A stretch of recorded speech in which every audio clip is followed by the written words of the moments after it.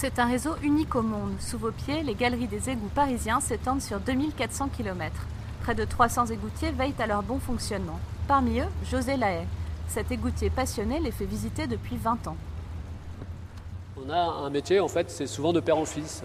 Bon, moi, c'est mon cas. J'ai entendu parler des égouts tout gamin.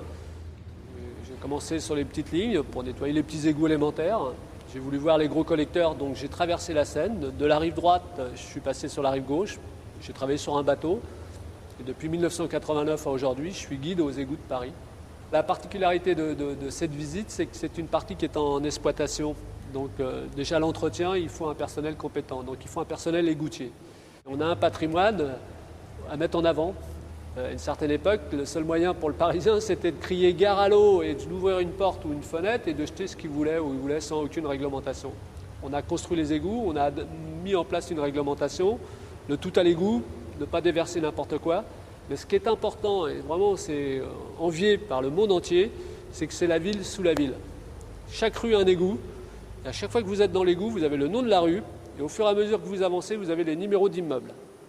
N'importe quelle canalisation qui est bouchée, on intervient, on sait exactement ce qu'il faut faire. La visite des égouts date de 1894, et même déjà à l'époque, c'était des égoutiers qui animaient les visites. La première visite se faisait avec des petits trolleys, et ça permettait de faire visiter un petit tronçon du boulevard Sébastopol à des gens dans des petits wagonnets. Après, de 1920 à 1975, on a développé des visites en barque. Et l'idée, c'était justement de faire descendre des petits canots retenus par des égoutiers. C'est les égoutiers qui retenaient au fil de l'eau les petits canots. Et puis les gens étaient dans les canots et on leur faisait visiter ce collecteur de la rue Royale. Donc on descendait de la Madeleine à la Concorde.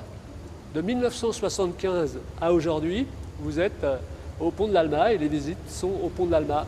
Et c'est un parcours qui se fait à pied.